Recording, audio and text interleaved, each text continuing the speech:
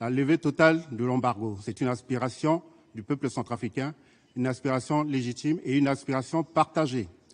Une aspiration partagée par les organisations continentales, l'Union africaine, qui n'a cessé de demander la levée totale de cet embargo. L'Union africaine, je précise, qui joue un rôle important dans la crise en République centrafricaine. Elle a été à l'origine de la signature de l'accord de paix pour la réconciliation en République centrafricaine le 6 février 2019. Et donc, elle est plus légitime à donner son avis sur ces questions-là. Cette aspiration est également portée par les organisations régionales. La CEAC, la CRJL, qui jouent également un rôle très important dans la crise en République centrafricaine, notamment dans la revitalisation de l'accord de paix à travers la feuille de route de Luanda. Ces organisations ont demandé également la levée totale de l'embargo sur la République centrafricaine.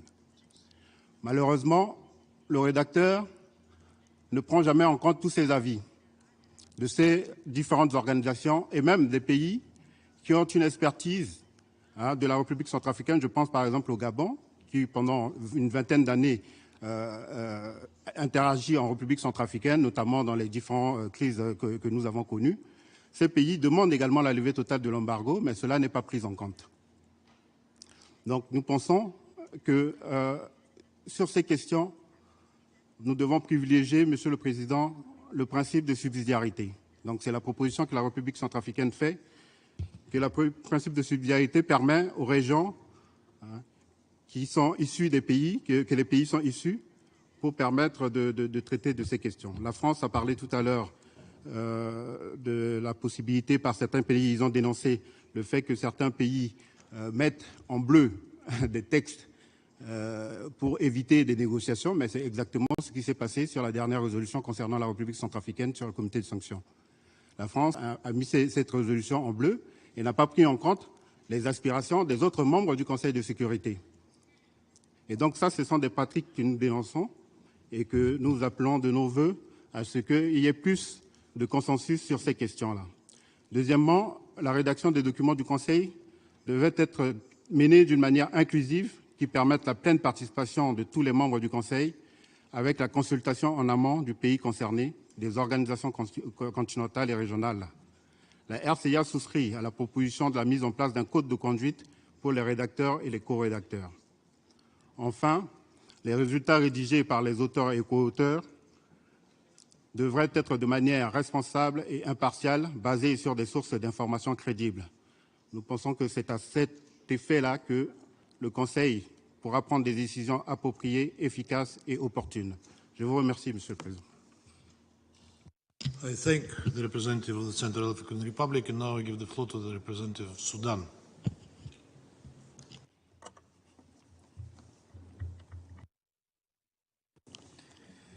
Thank you, Mr. Chairperson, Your Excellency. At the outset, may I express our appreciation to the Russian Federation for convening this meeting and inviting member states to participate in discussing the issue of pen holdership, which is very axiomatic and of high importance. The Security Council has been entrusted with the prime responsibility of maintaining international peace and security by the UN Charter. To carry out this task effectively, the Council's work must be transparent, objective, and resilient to the benefit of the greater international community as a whole, rather than a specific exclusivity of elite countries with a view to enhancing the efficiency of the Council's working methods. That being said, I'd like to highlight the following points. The reform of the Council's working method under Article 50 requires the Council to adhere to its Charter-mandated functions. A quick glance at the Council's agenda reveals that it is rapidly expanding, necessitating a pause for reflection and meaningful review. It is critical that the Security Council tasks and responsibilities be distributed democratically, transparently, and objectively among all its members. The so-called pen holdership is a particular source of concern in this regard, as it reflects favoritism and preferential supremacy. Pen holdership reform should be an actualization of the principle of sovereign equality of all UN member states. Moreover, the existing narrative of pen-holding is based more or less on the past colonial relationship between the pen-holding state member and the member state enlisted in the Security Council agenda. That's a bizarre contradiction which runs counter to the principal objective of the UN Charter on Decolonization. The tradition is that the Council outcomes on a specific conflict-related situation are drafted by one of the self-appointed P3. The experience of Sudan has shown magnificent shortcomings as drafting process overseen by one single state is not transparent and is highly politicized. So most of the time, draft resolutions contain repetitive condemnation, taking sides, and are but a reflection of political agenda. The informal process of drafting has been formalized and manipulated time and time again. The Sudan has been brought to the focus of the Security Council since 2005. With all due respect to the P3 who frequently undertake the role of penholder, but it is time that penholdership should be regulated to reflect a wider range of participation of stakeholders with a view to reflecting multilateral dimension and to neutralizing unilateral oversight. Penholdership per se has manifested as one-dimensional power of overseeing the national self-interest of the penholding state to the detriment of the state in question. One can hardly equate it with a system of governance or an advisory task relating to the swift navigation of the state which was put on hold from its status quo to an experimental correctness of its situation. One would think it should enshrine an equitable and positive sharing of expertise, wisdom, and political experience with a view to improving the dire condition of the target state by the strange paroxysm of perpetual holding. One would aspire that it would engender effectiveness, specific capacities of the state in the agenda to maximize its exposure with a multilateral oversight equipped with best vestiges of statehood to help the state under the holding regime to involve in a positive engagement. Therefore, penholdership seems to lack in transparency. It's nothing more than a self-mandated authoritarian guardianship that holds per se all the state in a postmodern box managed by one-dimensional patronage. If is in need of restructuring, reviewing, and reinventing, it is not, or it has been outdated. If it continues, it must respect the multilateral interests of the state under penholdership, that it enjoys equitable sovereignty, and that it has dignity and pride. As it tends to be an absolute directorship, a facility, not a blatant subduing or overlordism, it should be freed from politicization, where a state under a regime of sanctions is not stripped of its statehood and membership rights. Penholding requires shifting paradigm from substantive to perpetual or manipulative to undermine one's state national interest. It does not consider positively the balance of interest that encompasses the state for whose oversight the pen was held. It shouldn't be a mandatory vehicle for maximization of the overseeing state's national self-interest to the total detriment of the state which was put on hold. Henceforth, I would like to suggest that penholdership should be assigned to a multilateral panel in order to achieve the regional representativity. And in the case of Sudan, in particular, I suggest that this panel should necessarily include one representative from the Arab group, one representative from the African group, one representative from A3, a representation from the African Union, one representative from P5 beyond the existing 3 penholders, thereby responding and invigorating the multilateral dimension and equitable burden sharing and distribution of work. I think this will guarantee the inclusion of the ownership of the state in question and will help redress manipulation of the process by one country's self-interest. Furthermore, it will achieve neutralizing penholdership process from being used as a stick holding. Finally, Mr. President, improving the Security Council's working methods is a long-term endeavor. We are confident that the Security Council will be better able to carry out the mandate given to it by the member states of the United Nations if it continually and persistently improves its working methods and practices. Thank you, Mr. President. I thank the PR of Sudan for his statement. Now I give the floor to the representative of Mali.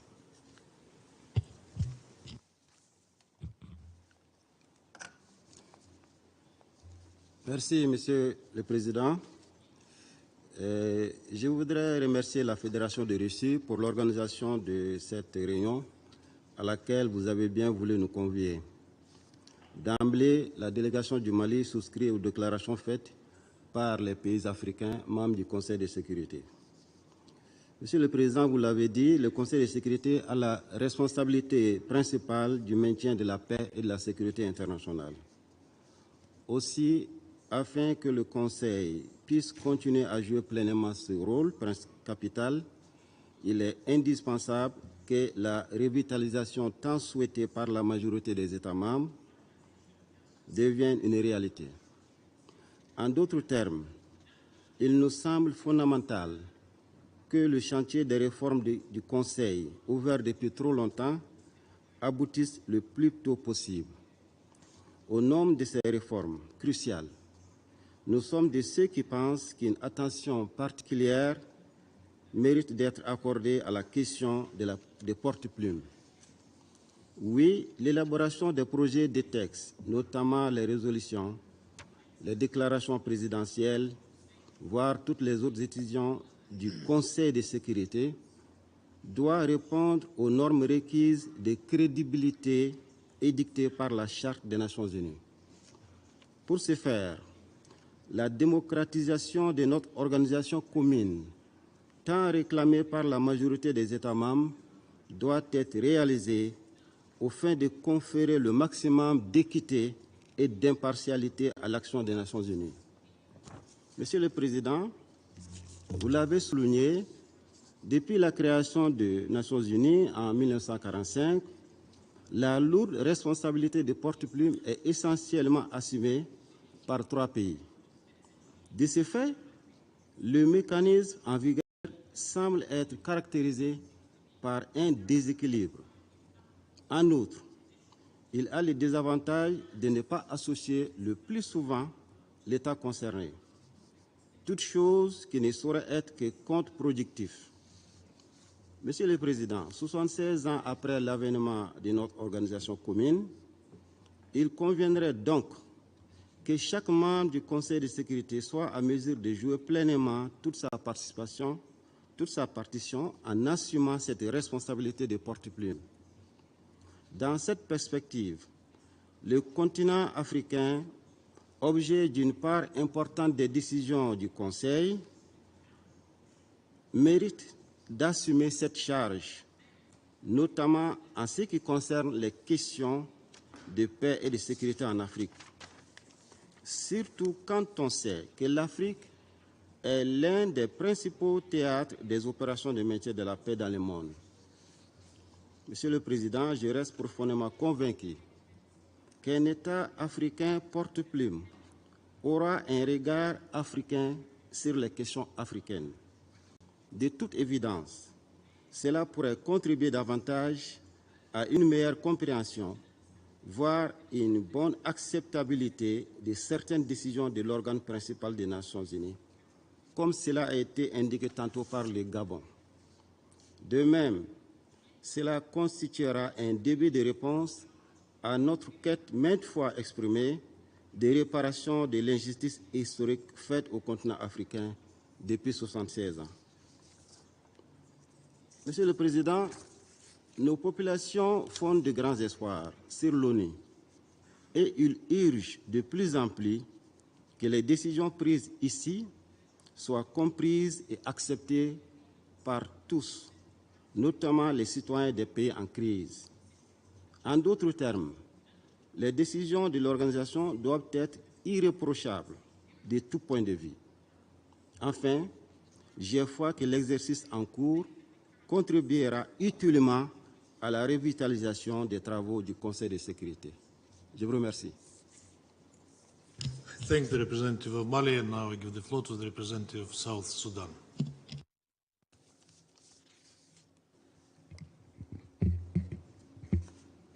Mr. Chair, South Sudan is participating as an interested party in this open debate. As a country on the agenda of the Council, we call upon equitable distribution of responsibility among the members of state of the Council, both permanent and elected categories. Mr. Chair, as the country from a regional bloc with substantial number on the agenda of the Council, we call upon the Council to allow the A3 members to take up representation when it comes to issues regarding their region. Allowing the A3 to co-pen, especially on the files with concern with the African-related issues, will bring about perspective of the region. In return, brings an assessment that are better understood by the concerned regional members. Mr. Chair, inclusivity is important to us because we have decisions reached at the level of heads of states and government, both AU and at the IGAD. These decisions are not often effectively reflected on the zero draft proposed. Therefore, it is our strong view that if regional members were co-pen, these views would most likely be reflected. Mr. President, our view is that this Council should strongly consider this proposal for its betterment and in line with Note 507. I thank you. I thank the representative of South Sudan, and now I give the floor to the representative of Ethiopia. Thank you, Mr. Chair.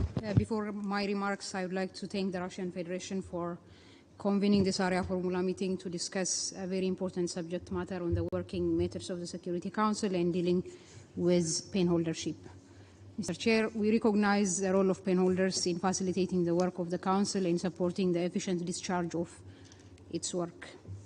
As outlined under Security Council Note 507, pen holders, even though the concept itself is a recent introduction, pen holders have an onerous responsibility, including initiating and chairing the informal drafting process, adding value, expertise, and tangible contribution to draft outcomes, drafting all documents in an inclusive manner that will allow participation of all members, and they have a responsibility to present in a timely manner the draft documents under preparation and engage the member states and regions concerned. These roles are substantive, and they are substantial. They set the discourse and define the outcome document of the Council. It's on this basis we, in a joint statement delivered at an open debate on the working methods of the Council, indicated the need to align the working method of the Council with the fundamental principles of democracy, transparency, equal participation, and, more importantly, engagement with affected countries and regions. We also flagged the need to create spaces for creation of collective approaches and solutions. Moreover, involvement of affected countries to have the full access to the Council with no overt or covert discrimination and procedural impediment is extremely critical. Among others, this requires a Council member selected for the role of pen holder to have full legitimacy, neutrality, and integrity in the discharge of their functions. In this regard, we will make the following 4 points. First, we believe pen holders in their role as such should not represent an individual interest, including their own pertaining to the subject matter. Second, a member of the Council that has a hostile relation with the country affected, or a member that directly or indirectly pronounced its support to contending interests, should not be allowed to be a pen holder. Third, on country-specific issues, we should avoid a situation where a Council member that's a sponsor of a meeting from assuming the pen holdership. When a Council member that's the most interested on the issue becomes a pen holder, the relation with the country concerned is unconscionable and may finally result to the sidelining of the country concerned itself. This is almost the rule for African files, where we frequently see the country concerned making no contribution out of frustration over the already established heavy rhetoric and discourse about their own state. My fourth point touches upon Council members with publicly known missions given to them to advance an agenda in favor of one UN member state and against the other. We have seen Council members mandated by resolutions of regional organizations serving the interest of a single member state, advancing a biased outcome. In this regard, last year in 2021, we were faced with a situation where, on a matter under consideration by the Council, even though it doesn't belong to the Council, Only one of the member states concerned was given the opportunity to be consulted in consideration of a council outcome. To make matters worse, we accessed the draft outcome document through informal channels, still with no consultation from the pen holder. The procedures and working methods of the Council must prevent such procedural mishaps. Mr. President, Security Council Working Procedure Note 507 provides any member of the Council may be a pen holder. We believe this right should be qualified in due course. Neutrality, integrity, existence of apparent conflict of interest should be factored in the determination of the position of a pen holder. Until such procedural adjustment is made, we expect Council members to do due diligence to avoid assuming the role of a pen holder over matters they have a conflict of interest or strong policy position that may unduly set the direction of the negotiation in the Council. Unless the procedural loopholes and issues we raised above are addressed, the pen holdership system may erode credibility of the Council and its work. We also believe states affected by the agenda under consideration, especially African countries that do not have a proper representation or wield the leverage necessary to gain the sponsorship of one of the 15 Council members, continue uprooted from the work of the Council. Therefore, on matters concerning specific countries, unless there are contrary present circumstances, we suggest the rotating Council members from the region shall play the role of the pen holder. Before I conclude and raise the commitment of my country to contribute to this discussion, I would like to interject, Mr. Chair. We have taken note of the mentions and fresh information shared by two Council members.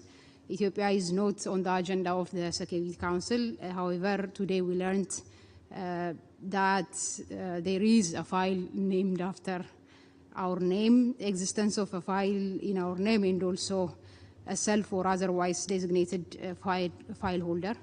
If there is such a thing in the working methods of the Council, we look forward to learn how this came about and also find out more information.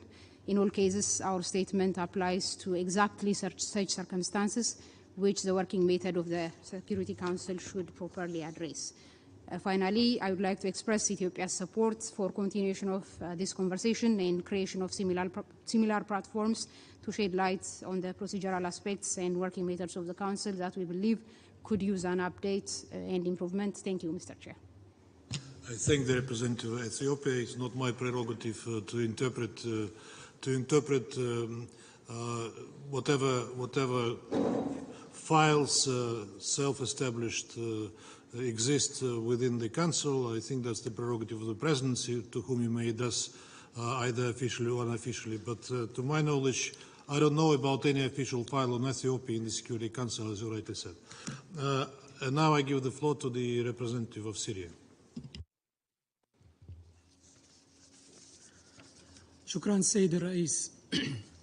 أتوجه بداية بالشكر والتقدير للاتحاد الروسي لمبادرته بعقد هذا الاجتماع غير الرسمي الهام، والذي يناقش مسألة جوهرية تتصل مباشرة بشفافية عمل المجلس وتحسين كفاءته وفاعليته. وينضم وفد بلادي إلى البيان الذي سيدلي به ممثل جمهورية فنزويلا البوليفارية الموقر نيابة عن الدول الأعضاء في مجموعة أصدقاء الدفاع عن الميثاق، ويود أن يدلي بالملاحظات التالية بصفته الوطنية. أولا، إن الاهتمام المتزايد للدول الأعضاء في الأمم المتحدة بتعزيز وتحسين طرائق عمل المجلس فرضته سنوات من إساءة استخدام لها من دول غربية دائمة العضوية وأخرى متحالفة معها، باتباعها نهجا عدائيا ومنحازا وإقصائيا، مما أثر سلبا على تسوية الأزمات المختلفة وحد من قدرة المجلس على ممارسة مسؤولياته بكفاءة وفاعلية وعلى نحو ينسجم مع مبادئ ومقاصد الأمم المتحدة. ثانيا، إن تجربة حاملي القلم الإنساني في المجلس قد تماشت في كثير من الأحيان مع هذا النهج السلبي من خلال ممارسة بعضهم لإجراءات إقصائية أو تمييزية، متجاهلين حقيقة أن عضويتهم في مجلس الأمن وحملهم للقلم الإنساني بشأن قضايا معينة مدرجة على جدول أعماله هي مسؤولية وليست امتيازا.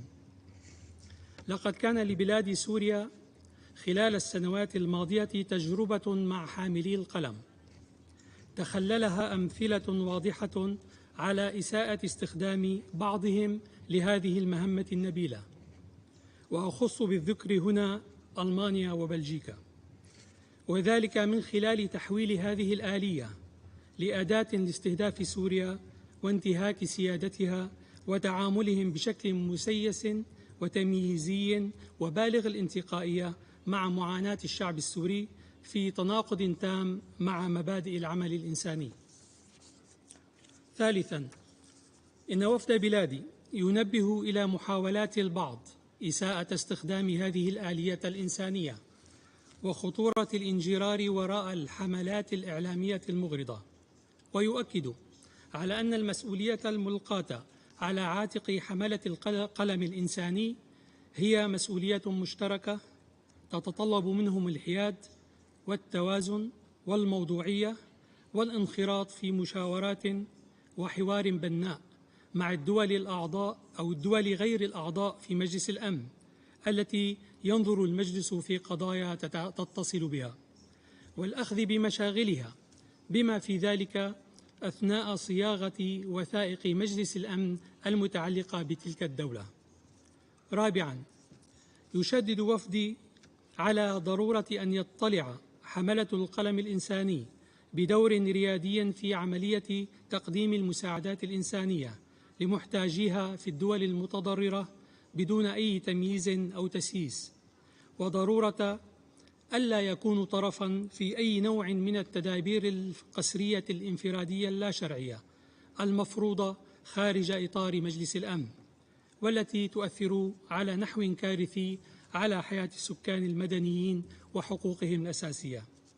خامساً، يؤيد وفد بلادي مسألة إجراء مراجعة لمنظومة حمل القلم وترتيباتها، والتي قد تساهم في تحسين فعالية عمل مجلس الأمن وضمان تكافؤ الفرص والمشاركة الفاعلة لجميع أعضاء المجلس في أعماله.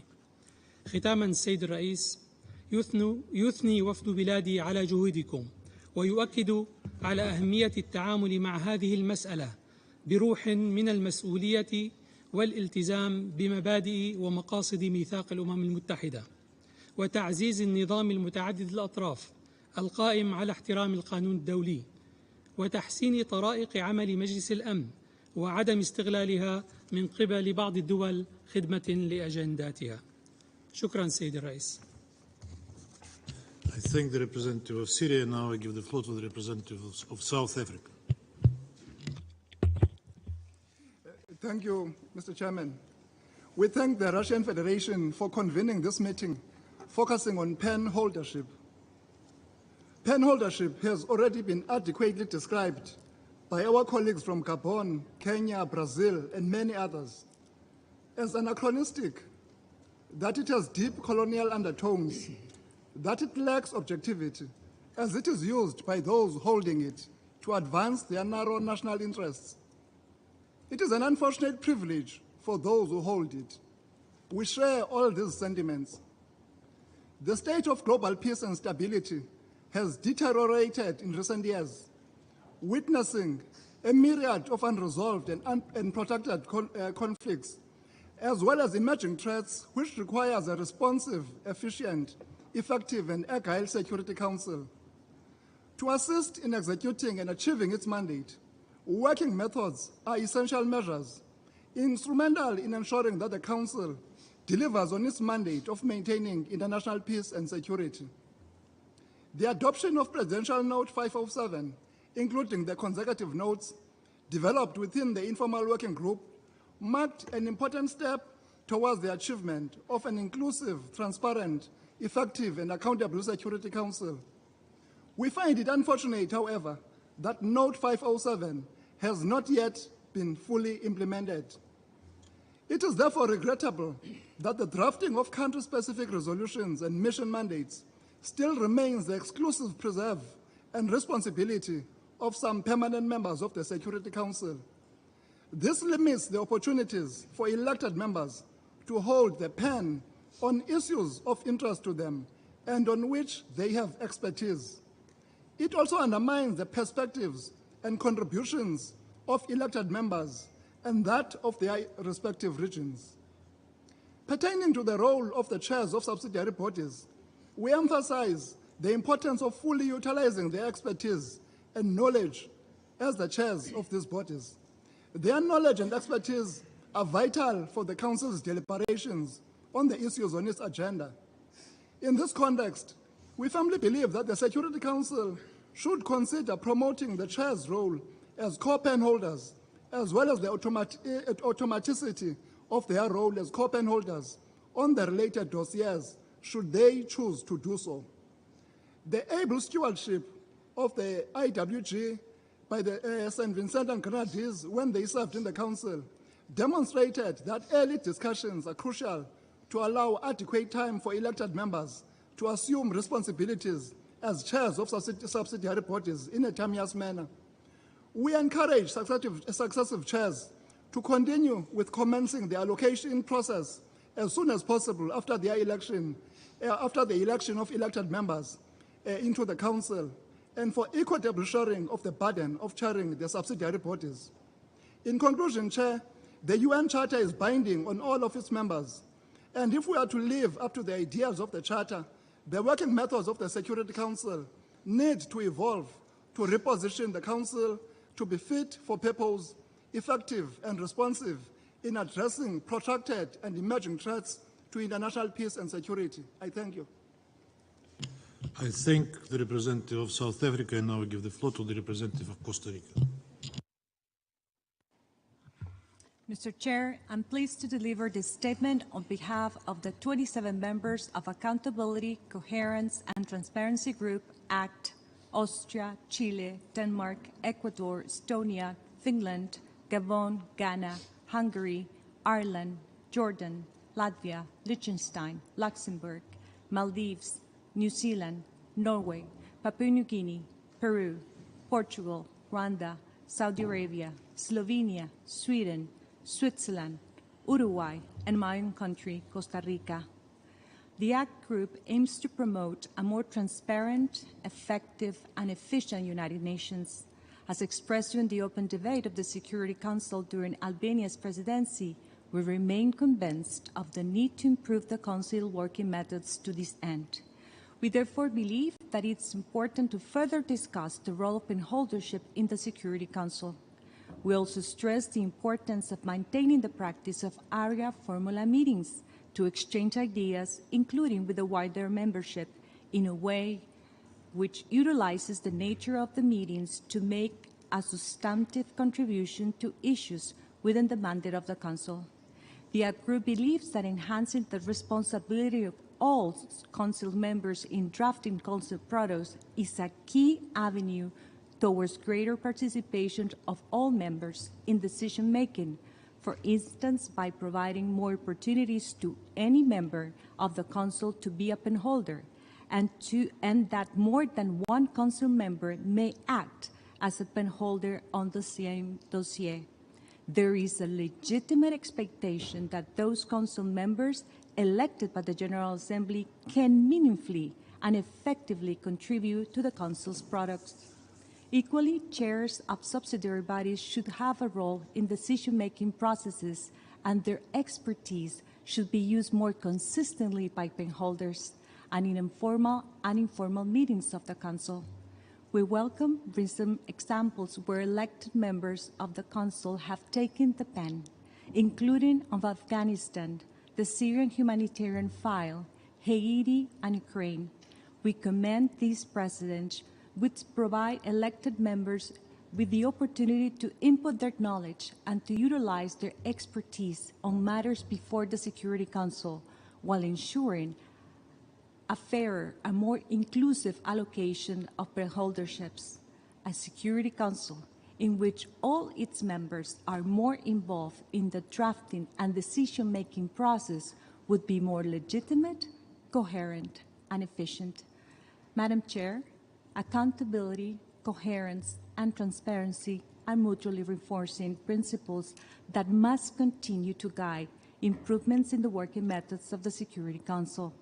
The ACT Group is committed to do its part and to actively contribute and support any initiative towards this end. I thank you. I thank the permanent representative of Costa Rica for her statement on behalf of ACT. And now I give the floor to the permanent representative of Ecuador. Señora Presidenta, mi delegación se suma a la declaración de la representante permanente de Costa Rica a nombre de los 27 países que integramos el Grupo para la Rendición de Cuentas, la Coherencia y la Transparencia ACT. Agradezco a la Federación de Rusia por la convocatoria a esta reunión de Fórmula Arria que nos permite abordar la cuestión de los redactores y corredactores de las resoluciones del Consejo de Seguridad. Para el Ecuador, todas las oportunidades para abordar estas cuestiones relativas a los métodos de trabajo del Consejo de Seguridad son valiosas. Aprovechamos esta ocasión para reiterar nuestro pleno apoyo a las labores que lleva a cabo Albania al frente del Grupo de Trabajo Informal sobre documentación y otras cuestiones de procedimiento. Reitero la vigencia de mi declaración realizada el pasado 28 de junio de 2022 durante el debate abierto anual sobre métodos de trabajo, en el que destaqué que de estas discusiones también depende la vitalidad y modernización del Consejo de Seguridad. Apoyamos la plena implementación de la nota 507, tantas veces referida en esta sesión, incluyendo el párrafo 79, que por su relevancia cito a continuación. Cualquier miembro del Consejo de Seguridad puede ser redactor. Se alienta a los miembros del Consejo a que actúen como redactores en la elaboración de documentos como las resoluciones, declaraciones de la Presidencia y comunicados de prensa del Consejo. Más de un miembro del Consejo puede actuar como corredactor cuando se considere que eso potenciará la labor, teniendo en cuenta, según proceda, los conocimientos especializados y las contribuciones de los miembros del Consejo sobre los temas de que se trate. Fin de la cita. Consecuentemente, confirmo el interés y la determinación de mi país de participar en la responsabilidad compartida de la redacción de resoluciones en donde sea posible contribuir a los esfuerzos del Consejo de Seguridad durante el periodo 2023-2024. Reitero que debemos seguir abordando no solo el tema de los penholders, sino todos aquellos aspectos que requieran de mayor democratización en el Consejo de Seguridad, incluyendo la necesidad de limitar el uso del veto, que con mayor frecuencia de la deseable es lo que limita la capacidad de cualquier pluma, indistintamente del redactor. Finalmente, debo recordar así el encargo que tienen los redactores a la luz del artículo 24 de la Carta de la ONU, por el cual los miembros de la organización confieren a los miembros del Consejo de Seguridad la responsabilidad de actuar a nombre de ellos en el mantenimiento de la paz y la seguridad internacionales. Esa misma responsabilidad tienen los miembros del Consejo al momento de votar sobre las propuestas y decisiones de ese órgano. Muchas gracias, señor presidente.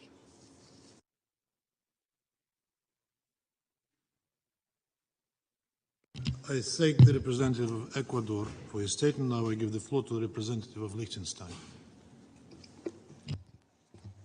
Thank you, Chairperson. Liechtenstein aligns with the statement just delivered by Costa Rica on behalf of the ACT Group. The T in ACT stands for transparency, and we support the transparency in the Council's working methods as embodied by today's consultations. We consider it particularly important for the Council to hear the General Assembly's view on the issue of penholdership ahead of finalizing its division of work. Chairperson, Liechtenstein appreciates the growing number of penholderships held by those Council members elected by the General Assembly, as well as the increased use of co-penholderships, which have, on the whole, been successful. This being said, the distribution of penholderships could still be more equitable, with the vast majority still being allocated to the permanent members of the Council. Holding the majority of penholderships, combined with the persistence of the veto power, allows them in practice to gatekeep the Council's progress on key files, resulting in vastly diminished efficiency, if not in deadlocks, let alone in limited legitimacy. At the very least, Council products should be the result of discussions amongst all 50 members on an equitable basis. We are concerned by the practice of permanent members bringing competing texts where an E10 member holds the pen, notably and repeatedly on the Syria humanitarian file. Liechtenstein urges permanent members in particular to consult constructively with the pen holders in such situations. At the same time, an equitable burden-sharing practice in the Council as a whole must be ensured, and sharing duties should in particular not disproportionately burden the E10. Chairperson, we have full confidence in the Council's 2023 membership to undertake a smooth and expeditious transition this year, leading to timely agreement on the distribution of penholderships, so that members, especially the 5 newly elected non-permanent members, have the opportunity to prepare well for their files. This is particularly important given that some resolutions, notably the Syria humanitarian file, will require adoption at the latest within the first few days of the Council's new composition. I thank you. I thank the representative of Liechtenstein, and now I'll give the floor to the representative of Venezuela, who will speak on behalf of the Group of Friends in Defense of the UN Charter. Mr. Chairman, the Bolivarian Republic is honored to take the floor on behalf of the delegations of Algeria, Angola, Belarus, Bolivia, Cambodia, China, Cuba, the Democratic People's Republic of Korea, Equatorial Guinea, Eritrea, Iran, the Lao People's Democratic Republic, Nicaragua, the State of Palestine, Russia, St. Vincent and the Grenadines, Syria, Zimbabwe, and its very own, all of which are members of the Group of Friends in defense of the Charter of the United Nations. At the outset, allow us to convey our appreciation to the delegation of the Russian Federation, a fellow member of our Group of Friends, for the convening of this informal meeting to address a matter to which we all attach great importance, namely the efforts to ensure greater effectiveness, efficiency, inclusiveness, and transparency in the works of the Security Council. Mr. Chairman, the Group of Friends acknowledges the authority, functions, and powers of the Security Council of the United Nations for maintaining international peace and security in accordance with the relevant provisions of the Charter of the United Nations. In this context, we cannot overemphasize that transparency, openness, and consistency are key elements that the Security Council should observe in all its activities, approaches, and procedures in line with the provisions of Presidential Note 507.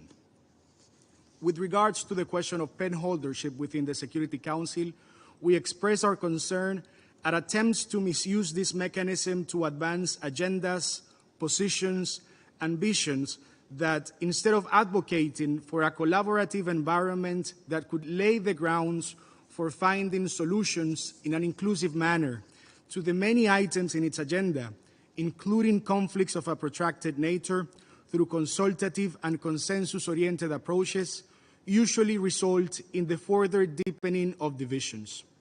We stress in this context that penholders and co-penholders shall exercise utmost responsibility and impartiality in the discharge of their role, including when drafting Council documents, while avoiding any resort to sources of a secondary, tertiary, or other nature that may be either biased or lack credibility.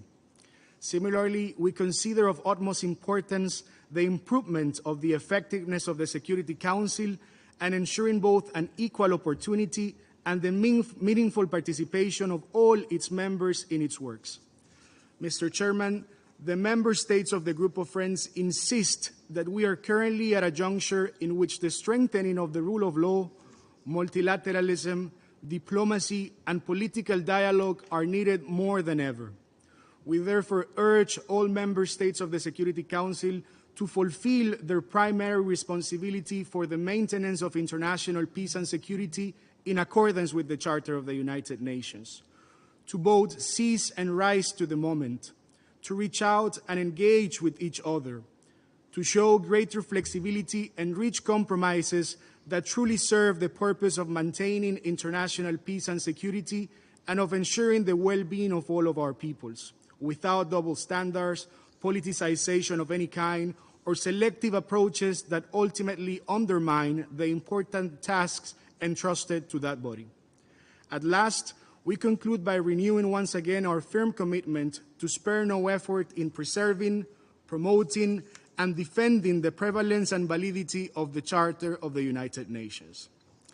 Mr. Chairman, if you allow us very briefly in our national capacity, and building from our relatively recent experience as non-permanent member of the Security Council during the 2015-2016 term, we would like to highlight the importance of thoroughly reviewing the selection process of pen holders and co-pen holders, taking into account that the current arrangements have allowed for an uneven distribution of responsibility, which, not by coincidence, only serve the interests of those who have dubious agendas when it comes to certain portfolios. For instance, and in the interest of bringing greater dynamism, as well as of incorporating their particular knowledge and perspective, a greater role should be provided to non-elected members on agenda items referred to their specific regions. Here, we cannot overemphasize the key role that A3 countries could play within the Security Council as pen holders or co-pen holders, especially if we truly believe the premise of African solutions for African problems, which account for over 70% of the items in its agenda. This approach would also apply for the chairs of subsidiary bodies of the Security Council, whose delegations follow very closely the developments in a given nation that is part of the agenda of that body. We therefore conclude by insisting on the pressing need to both restructure and bring greater transparency to the pen holdership selection process in order to ensure an equal distribution and a meaningful and fair opportunity for all Security Council members to collectively engage and contribute to enhancing the efficiency and effectiveness of that important body in the fulfillment of its primary responsibility for the maintenance of international peace and security. I thank you, Mr. Chairman. I thank the representative of Venezuela, and now I give the floor to the representative of Colombia. Muchas gracias por concederme la palabra. De acuerdo con la nota conceptual que convoca esta reunión, Colombia ha solicitado intervenir para compartir con ustedes nuestra experiencia, en nuestro caso positiva, sobre el acompañamiento del Consejo de Seguridad en los esfuerzos nacionales para la consolidación de la paz a través de la labor de la misión política especial actualmente en el terreno, así como sobre el papel del penholder en este proceso. Quizás pudiéramos inspirar ejemplos de algunas buenas prácticas. Como ustedes bien conocen, el 24 de noviembre del 2016 se firmó el acuerdo final para la terminación del conflicto y la construcción de una paz estable y duradera con el entonces grupo guerrillero FARC. En esa misma fecha, Colombia, de manera voluntaria, y quiero enfatizar voluntaria, solicitó al Consejo de Seguridad su contribución en la verificación de la implementación de dicho acuerdo, estableciendo una misión política. El Consejo de Seguridad aprobó la creación de la misión de verificación mediante resolución 2366 del 10 de julio del 2017. Precisamente, haber acudido voluntariamente al Consejo de Seguridad ha sido el pilar fundamental sobre el que hemos logrado identificar una relación de confianza con Naciones Unidas que nos ha permitido a todos convertirnos en socios legítimos que trabajan por el objetivo común, que es la construcción de la paz en mi país. Ese espíritu de colaboración, trabajo coordinado, eficiente y coherente con la comprensión de la realidad de nuestro país, que es muy importante, ha sido clave para el éxito de la misión de verificación en Colombia. Los buenos resultados son evidentes.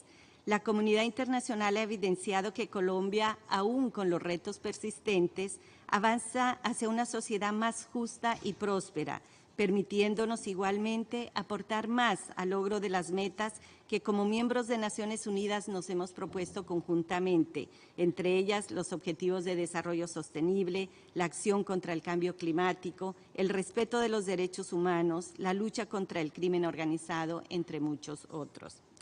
La experiencia colombiana es un referente y un modelo inspirador, como lo ha reconocido este mismo Consejo de Seguridad, el secretario general de la organización y la comunidad internacional. En cuanto a la labor del penholder, me gustaría hacer los siguientes comentarios basados también en nuestra experiencia.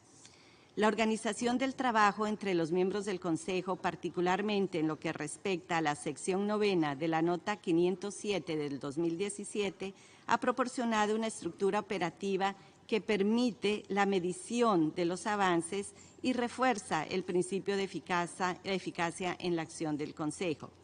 Gracias a esa arquitectura institucional, Colombia ha contado con una estructura eficiente de la misión de verificación en nuestro país, tanto en la definición de su mandato como de sus mecanismos de seguimiento y reporte. El Reino Unido ha actuado como penholder a lo largo del proceso y ha permanecido como tal, siempre con un enfoque objetivo y constructivo, que ha contribuido precisamente a fortalecer esa relación de confianza entre Colombia y el Consejo de Seguridad. Esta acción continua y la perspectiva institucional del penholder ha coadyuvado al exitoso rol que ha desempeñado el Consejo de Seguridad en la verificación de la implementación del Acuerdo de Paz.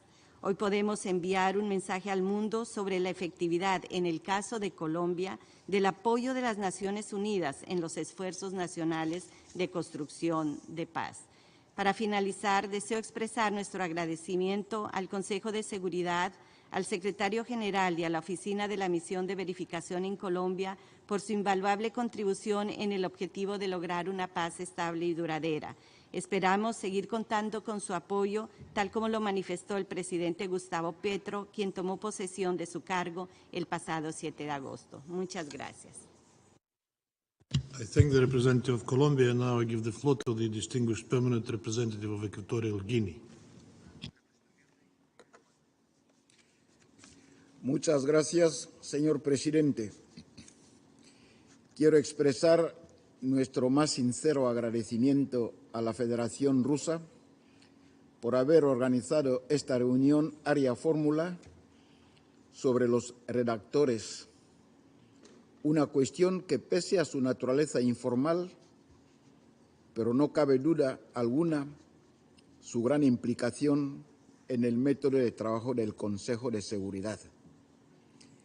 En efecto, durante nuestras propias experiencias como miembros no permanentes, o mejor dicho, miembros electos del Consejo de Seguridad, hemos constatado la necesidad e importancia de mejorar cada vez el trabajo del Consejo de Seguridad, hacerlo más transparente en sus métodos de trabajo y más democrático e inclusivos y fiables en sus decisiones.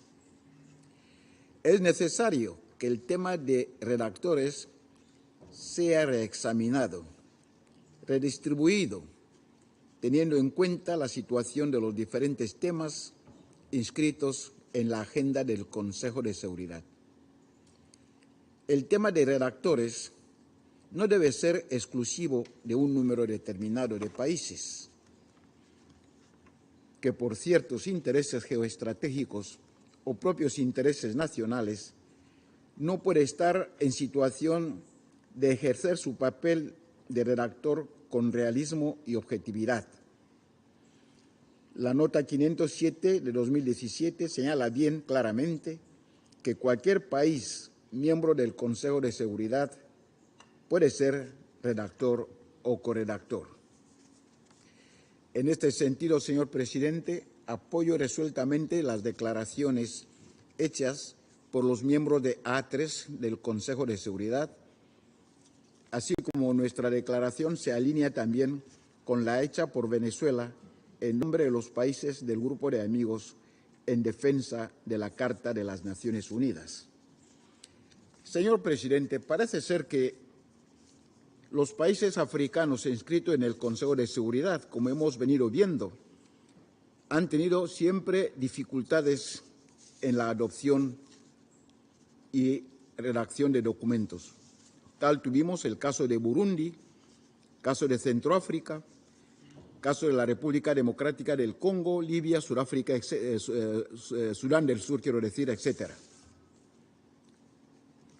En ese sentido, señor presidente, si uno o más países están involucrados o poseen intereses directos en un determinado tema o crisis o conflicto inscrito en la agenda del Consejo de Seguridad, estos países no deberían ser redactores de tales cuestiones, porque no se puede ser a la vez juez y parte.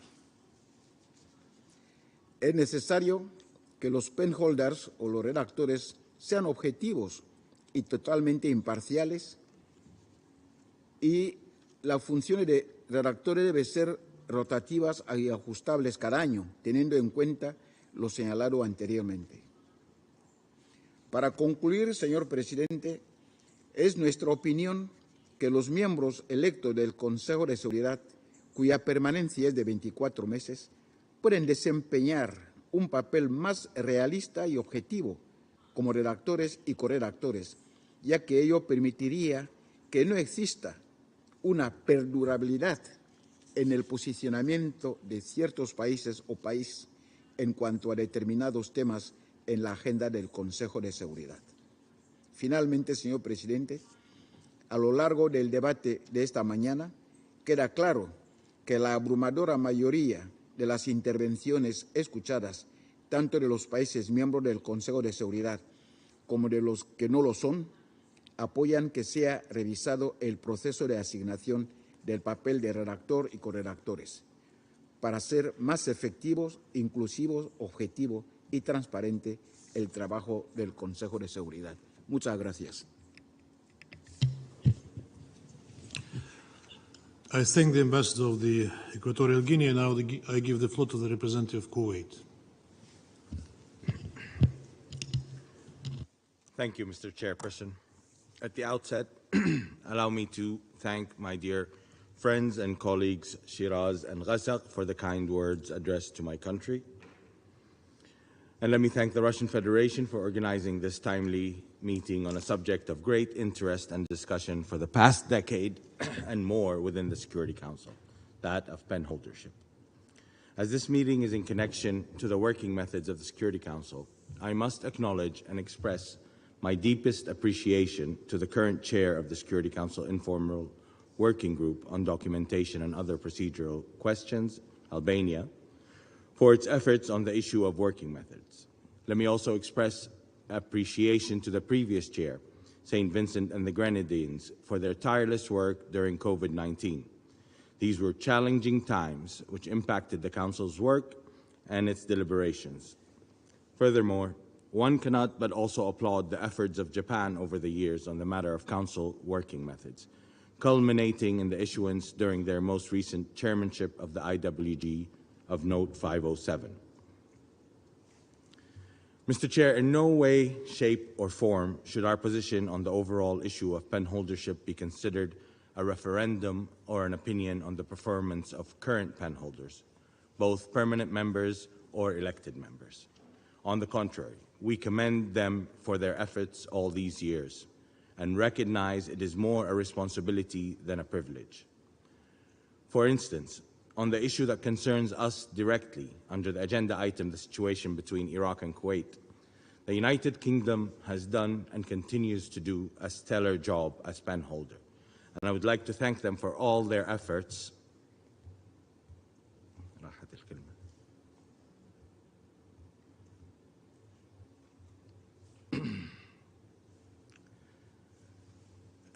Since the matter first came under consideration in 1990. We also appreciate the United Kingdom's cooperation when Kuwait decided to take up the pen on our own agenda item during our Council membership in 2018-2019, whereby we issued a presidential statement in February 2019 on the issue of missing Kuwaiti persons. Mr. Chair, our position on penholdership is a matter of principle. The Security Council has seen steady progress over the past years in its working methods towards a more transparent, efficient, and inclusive council. However, there are many areas which we can see far greater improvement. If consolidated, we believe the council will be more fit for purpose, more proactive, and more effective in discharging its duty as enshrined in the Charter of the United Nations, that being the maintenance of international peace and security. While Note 507 outlines the workings of penholdership, we believe more concrete steps and recommendations should be undertaken to consolidate a more effective structure and system.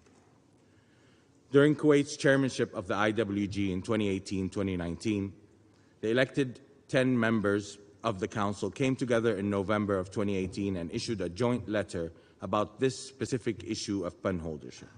For those interested, the letter reference is S 2018-1024. In that letter, the E10 clearly outlined the need for fair burden sharing and an equal distribution of work among all members of the Security Council, including its permanent members. While traditionally the penholdership of files in the Council has been in the hands of permanent members, recent years has proven that E10 members are up to the task and are as capable in fulfilling their duties expected of a penholder.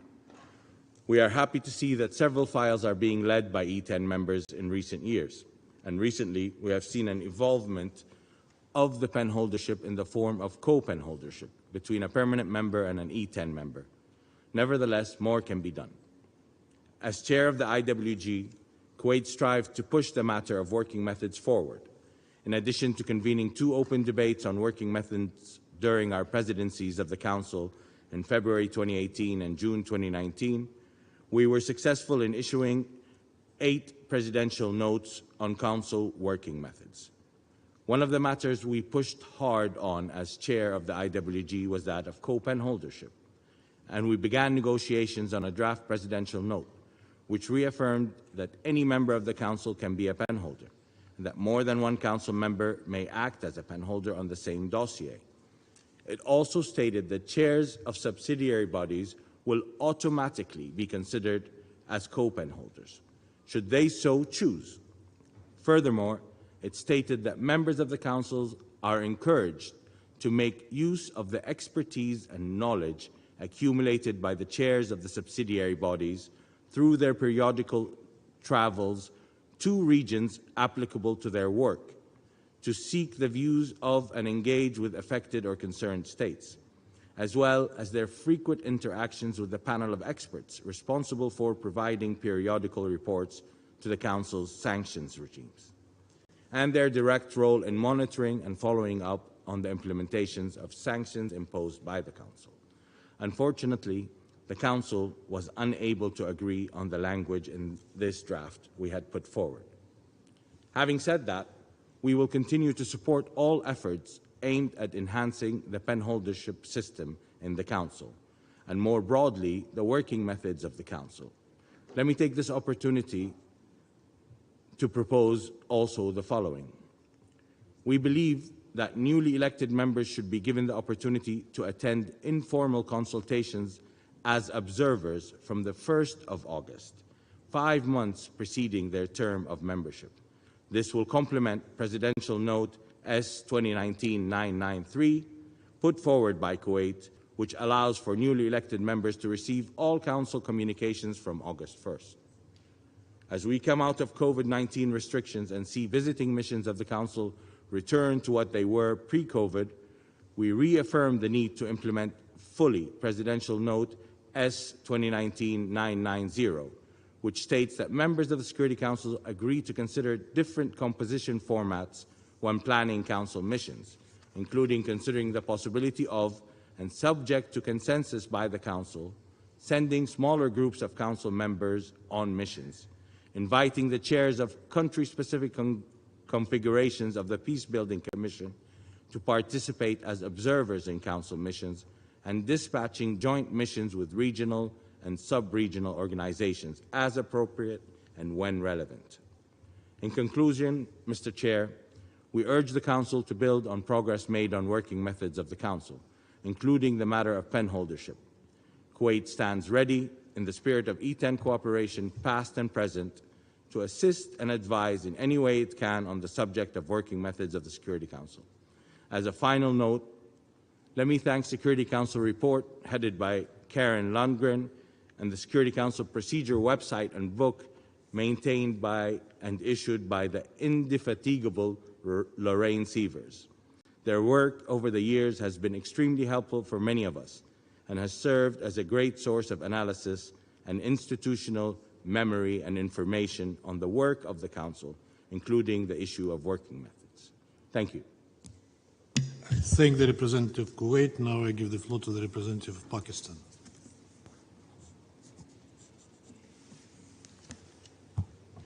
Thank you, Mr. Chair. I would like to thank you for organizing this important ARIA Formula meeting on the penholder system in the United Nations Security Council, which is of great importance and direct relevance to not only the Security Council members, but also to the entire membership of the UN system. I also want to take this opportunity to thank all the member states, like Kuwait, like Russia, like St. Vincent and Grenadines, who have worked tirelessly to improve the penholder system that is currently prevailing in the UN Security Council. And I praise them significantly for their efforts to ensure that the voice of the non-members in the Security Council is a truly representative body which is reflecting the aspirations and the interest of all the member states. Mr. President, the Charter of the United Nations, I beg your pardon, has entrusted the Security Council with the primary responsibility for the maintenance of international peace and security. To fulfill this responsibility effectively, the Security Council must adapt and be made more transparent, accountable, inclusive, and democratic, and it should improve its working methods, not only to keep up with the change of circumstances, but also enhance its capacity and improve its efficiency. In this regard, the penholder system is one of the key aspects of any reformed Security Council. Mr. Chair, at present, the penholder system represents interest of few rather than of all. It is based on a practice that is advanced by a few and is devoid of the expectations that the wider UN membership has from this collective system of security. This situation has given rise to unlawful practices that run contrary to the established principles of the UN Charter and prevent the Council from working objectively. The most glaring impact of the current UN system in the Security Council is on the Security Council decisions itself, which are often drafted in small groups, mostly penholders, and presented as fait accompli. The current system only serves to enable the holders of the pen to take leadership over a situation on the agenda of the Council throughout the entire process of the decision making. And it allows them to control the structure and the core content of the resolution that does not represent the view of UN wider membership. This has to stop. Mr. President, we must take cognizance of the fact that the current penholder system lacks the criteria for a fair and just working method. One which is based on the principles of fairness and equality of member states as reflected in the UN Charter. We have seen too often that some of the customary practices at the UN, which include the working methods of the Security Council, are non-transparent, discriminatory, and unjustified. We believe that a systematic restructuring of the penholder arrangement is essential.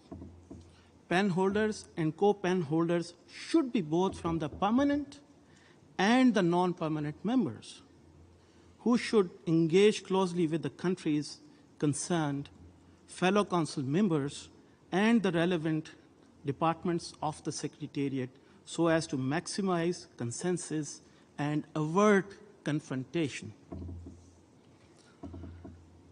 Achieving a more balanced division of labor for penholdership is not simply a question of inclusiveness, but it is also a question of Council's legitimacy, its credibility, and the effectiveness of its decisions.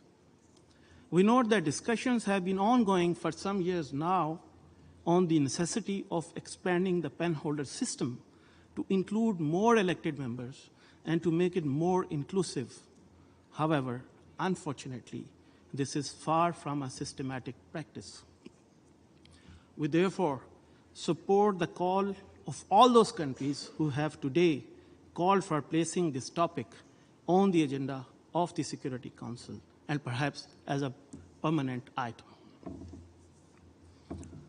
Mr. President, another issue is of involvement of not just E10 members, but also of non-members of the Security Council in the working of the Security Council.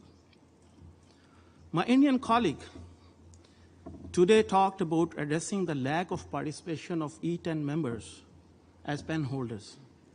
But allow me to say that sometimes even a chair of the council, despite the agreement of other members, does not allow a non-member to take part in the council's proceedings that are related directly to that non-member. Such was the case of Security Council's meeting on Afghanistan last year, when the chair prevented Pakistan from participation on a meeting where all other security members have agreed to allow Pakistan to take part in that meeting. Clearly, it shows that the Council has become more cloistered and is used by some for their geostrategic purposes, which puts into question the Council's role to act on behalf of all UN member states. This also validates our long-held and principled view that the already exclusive and elitist culture of the Council, with outcomes mostly determined by its permanent members, can be changed. Not by seating new permanent members of the Council, but by enhancing its representatives, openness, and inclusive decision-making through the expansion and empowerment of elected non-members. Mr. President, in conclusion, allow me to say maintenance of international peace and security through a comprehensive reform of the Security Council.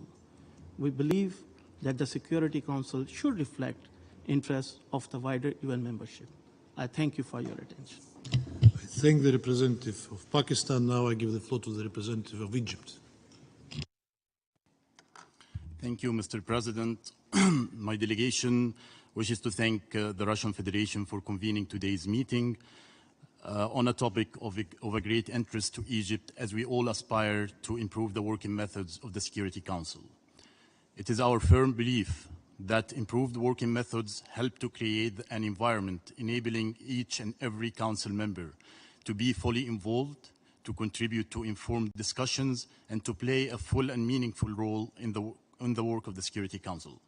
More importantly, reforming the working methods enhances the accountability of the Council vis-à-vis the general membership.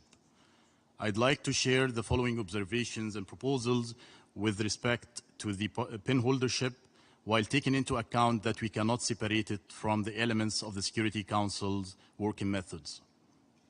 First, we welcome the progress made in recent years, including in the context of the informal working group on documentation and the issuance of Note 507. Indeed, notable improvements were introduced, including the increasing number of open debates, public briefings, interactive dialogues, and wrap-up sessions. Second, nevertheless, there is a need for more transparency, openness, and engagement. The Council should have fair and equitable division of labor for pen holdership, so that members are not precluded from offering their insights and ideas. Third, this spirit should also extend to negotiations on the products. The relevant countries as well as TPCCs should be involved in the discussions. They should be well informed about the negotiations and the progress on the drafting exercise of the resolutions impacting them. Fourth, equally, chairs of the subsidiary bodies should be closely consulted and involved in the deliberations, drafting, and preparation of relevant Council outcomes and initiatives related to the committees they chair, given the expertise, knowledge accumulated, including through their periodical travels to the regions applicable to their work. From our previous experience as a non-permanent member of the Security Council, sometimes the veto has cascade effect on working methods of the Council, including when elected members are excluded as they are neither pen holder nor veto holders. It is important to avoid these dynamics and to work collectively for a meaningful discussions focused on unifying approaches and solutions. Sixth, it is our long-standing African position to call for the abolishment of the veto. Meanwhile, as long as it exists and as a matter of equality and fairness, Africa requests 2 permanent seats with all the prerogatives and privileges of the permanent membership, including the right of veto, in addition to 5 non-permanent seats as articulated in the Isilwini Consensus and CERT Declaration. In conclusion, I want to stress that what is missing to reform the working methods of the Security Council is not additional proposals, but the political will, especially of the permanent members, to achieve real reform, which makes the Security Council more effective, democratic, transparent, and legitimate. We need to adhere to objectivity and avoidance of selectivity, double standards, and politicization in exercising the mandate of the Council. This could be achieved through ensuring equal participation and contribution from all Council members, permanent and elected, to help democratizing the decision-making process.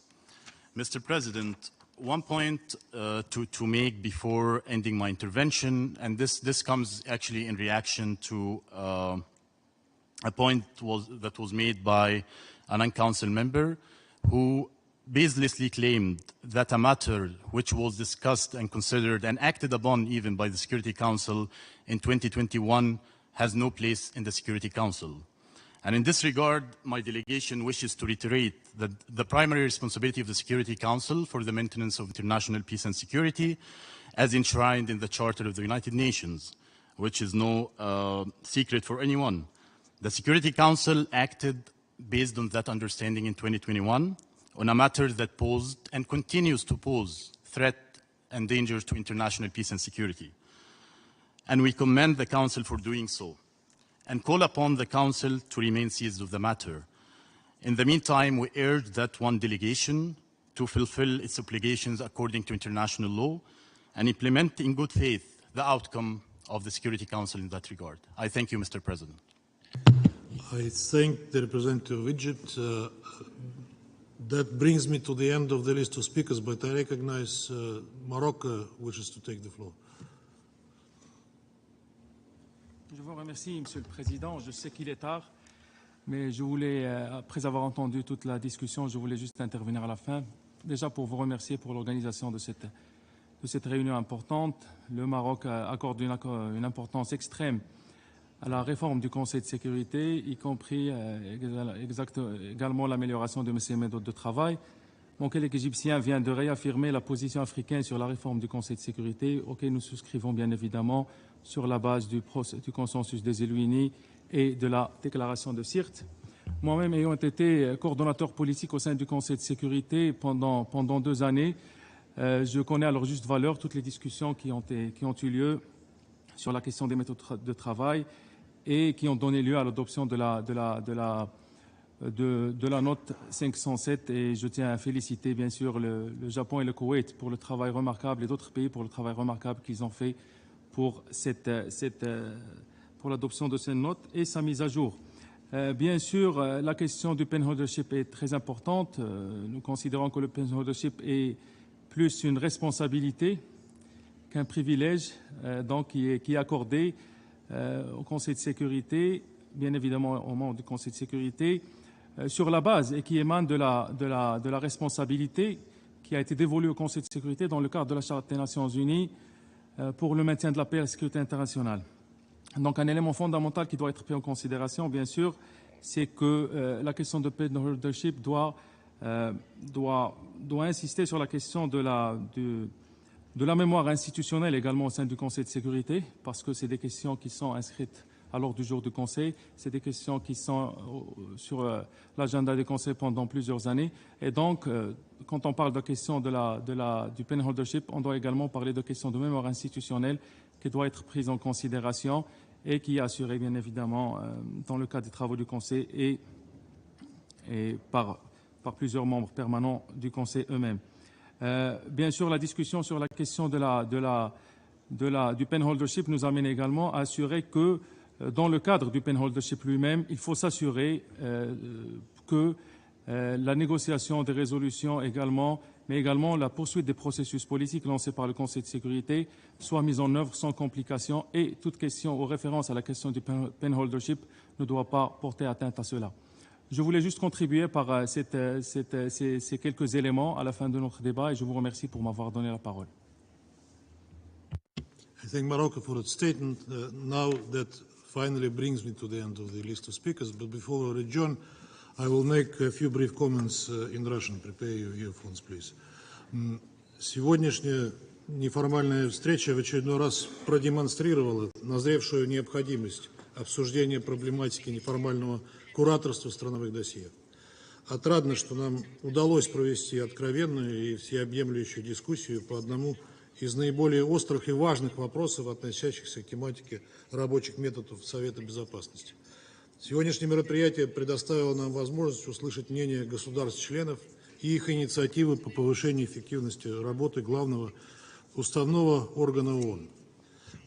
Думаю, дискуссия сегодня подтвердила мнение подавляющего большинства делегаций, как членов Совета, так и стран-членов ООН, о необходимости более справедливо вопросы к профессионализму, транспарентности и стремлению достичь консенсуса, а также к методам согласования по многим резолюциям, которые пенхолдеры числа P3 предлагают Совету. Представителю Соединенного Королевства в ответ на ее попытки перевести все стрелки на Россию я бы ответил следующее. Часто только перспектива применения вето является последним аргументом, чтобы побудить вас адаптировать вашу национальную позицию, которую вы в соответствии с многовековой британской традицией считаете истинной в последней инстанции. Это еще раз подтверждает то, что мы неоднократно говорили и продолжаем говорить. Право вето – это не привилегия, а инструмент достижения баланса интересов. Особо признательны выступившим странам на повестке Совета безопасности, озвучившим свои принципиальные озабоченности. Их оценки и предложения являются полезными для более предметного рассмотрения вопроса и выявления пробелов, связанных с выполнением положения записки председателя 507. Уверены, что сегодняшняя дискуссия предоставила всем нам пищу для последующих размышлений. Рассчитываем, что ее итоги получат дальнейшее развитие и обсуждение в рамках неформальной рабочей группы Совета безопасности по документации и другим процедурным вопросам. Благодарю вас за внимание.